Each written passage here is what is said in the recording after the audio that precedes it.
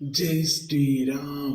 என் அன்பு தங்கமே, நீ உன்னுடைய வாழ்க்கையில் பல நபரை பார்த்து விட்டாய். ஒவ்வொரு நபரும் ஒவ்வொரு மாதிரி உன்னுடைய அருகிலேயே இருந்து கொண்டு உனக்கு துரோகம் நிலப்பவர்களும் இருக்கிறார்கள். உனக்கு தொலைவில் இருந்தாலும் உனக்கு நல்லது செய்ய வேண்டும் என்று இருக்கிறார்கள். ஆனால் அவை யாவும் உன் கண்களுக்கு இன்னும் புலப்படவில்லை. சில நபர்களை உனக்கு தெரிந்தும் இருக்கின்றது. இவர்கள் நம் அருகில் இருந்தாலும் இவர்களால் எப்பொழுதும் நமக்கு ஆபத்து தான் என்று நீ சில கட்டங்களில் உணர்ந்தும் இருப்பாய்.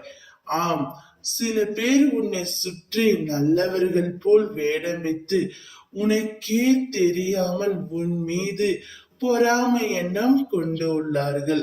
நீ உன்னுடைய பணிகளிலோ அல்லது வீட்டில் ஏதாவது ஒரு விசேஷம் வைத்து விட்டாலோ அவர்களின் பொறாமை எண்ணம் உச்சத்திற்கு சென்று விடுகின்றது. அவர்களால் உனக்கு கண் திருஷ்டியும் சில சமயங்களில் ஏற்பட்டு விடுகின்றது. அவர்கள் யார் என்று சொல்லட்டுமா?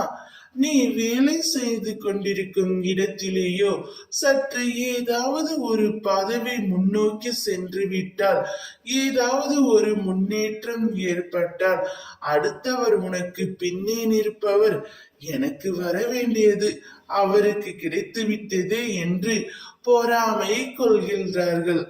அதே போல் உன்னுடைய அருகில் வசிப்பவர்களும் அப்படித்தான் இருக்கிறார்கள்.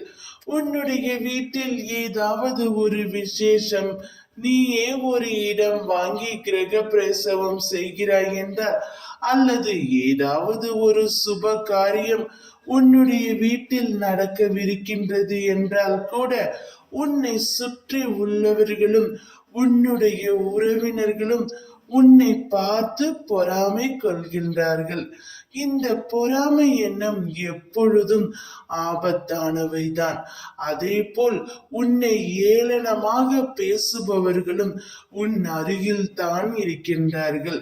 உனக்கு வேலை கிடைக்கவில்லை என்றாலோ, படிப்பை முடிக்கவில்லை என்றாலோ, திருமணமாகவில்லை என்றாலோ, குழந்தை பாக்கியம் கிடைக்கவில்லை என்றாலோ, நோயுற்று இருந்தாலோ, எப்பொழுதும் உன்னை ஏளனம் செய்து கொண்டிருப்பவர்களும் உன்னுடைய அருகில் தான் இருக்கின்றார்கள்.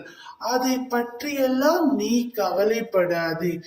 உன்னை பார்த்து கேலி செய்தவர்களின் முன்னிலையில், உன்னை ஒதுக்கியவர்களின் மத்தியில், உன்னை இழிவாக பேசியவர்களின் நடுவில் அனைவரும் உன்னை பார்த்து வியக்கும் வண்ணம் உன்னுடைய வாழ்க்கையில் உன்னை உயர்த்த போகின்றேன். நீ பார்த்து கொண்டே இரு.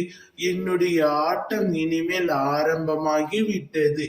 இனிமேல் உனக்கு எல்லாம் மகிழ்ச்சியாகத்தான் இருக்கும். நீ சந்தோஷமாக இரு. ஜெய் ஸ்ரீராம்.